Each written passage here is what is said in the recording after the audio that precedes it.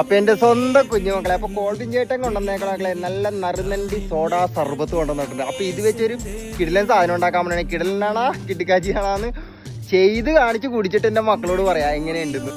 ആദ്യം തന്നെ ഒരു കുലുക്കുലുക്ക മക്കളെ. ഓ യമ്മ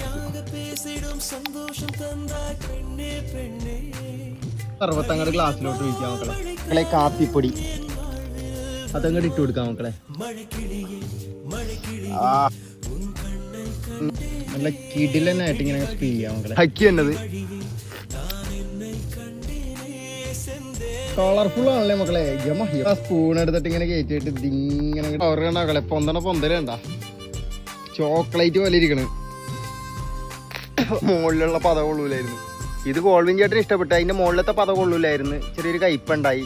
ഒന്നും കൂടി നല്ലപോലെ മിക്സ് ചെയ്ത് ആ പത എടുത്ത് കളഞ്ഞിട്ടുണ്ടല്ലോ, അത് മാത്രം കുടിക്കാറുണ്ടല്ലോ, അടിപൊളിയാണ്. എൻ്റെ